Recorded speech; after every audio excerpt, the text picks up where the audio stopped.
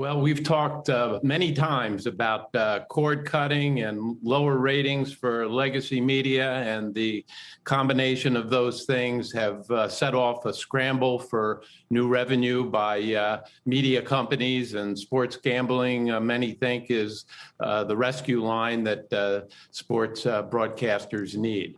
Look, the leagues are totally dependent on media rights revenues, and they've been successful in driving league rights costs up in all the major renewals, 60 to 100%, and declining revenues from media and escalating rights costs for sports is just not sustainable. So you need a new revenue source, and everybody right now is focused on sports gambling being that revenue source. You know, Tom, it may seem like these are new deals, but if you look back, media has been pretty involved with some of this for a long time coming. I mean, you had names like Comcast and Time Warner and Fox that were all involved with some of the sports fantasy leagues. In fact, there was that lawsuit back in 2015 that accused them of racketeering because some of the states were not happy about what was happening with fantasy leagues. Yeah, they've been looking for new sources of revenue here, and I think that the opportunity in terms of sports gambling is a much bigger one, but it's also a much more competitive one. I think in New Jersey alone, you have about 20 brands all competing now for sports books, and that's an awful lot of competition going on there.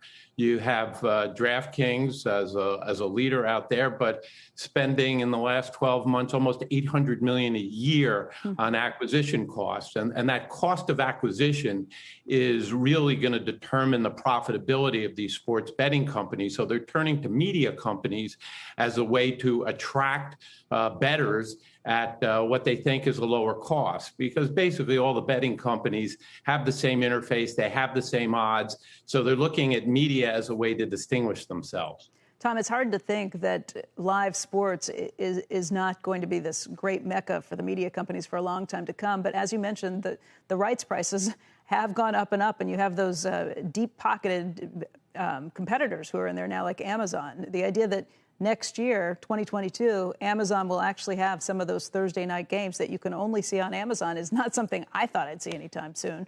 What does this mean right now for just the media companies and holding on to those sports rights? Well, Amazon's a great example. They paid $100 million a year, roughly, for simulcasting a Thursday night game under the old contract, and the new NFL deal, they're committing to about $1 billion a year for producing Thursday night game, and that's a perfect example. But the escalation of rights here is enormous, and media companies have signed on to 10-year deals with a very murky and cloudy outlook for cable and broadcast, and the current subscriber fees from cable and satellite and retransmission consent that they get.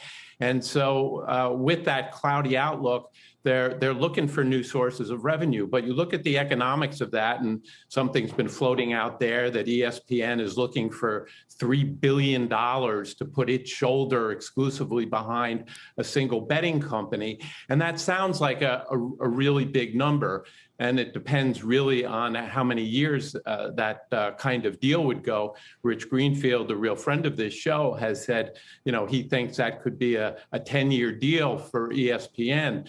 Well, at $300 million a year for a $3 billion contract, that's the equivalent of what 3 million ESPN subs bring in terms of subscriber fees. Now, many think ESPN is going to lose 20 million subs over the next 4 or 5 years. And so even at those kind of numbers for sports betting, it's not clear that the economics of sports betting is a great panacea for everybody. Who comes out on top in these deals? The gambling companies, the media companies, or neither or both? Well, the big winners are the leagues. I mean, the leagues have always been great at figuring out a perfect auction marketplace for rights. They always keep multiple players in any contract. The NFL, for instance, has 3 that it has anointed DraftKings, FanDuel, and Caesars as core partners. They've then allowed another 4 to be able to run commercials during the NFL broadcast.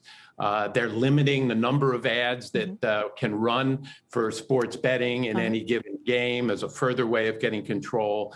But they're the big winners here. But the sports betting companies, there are too many of them, and there's going to be some kind of shakeout and consolidation. And the media companies need to move toward more social gaming, people playing against each other, not just odds against the house, which, of course, is what Engine Media is about. Tom, thank you so much. Always great to see you.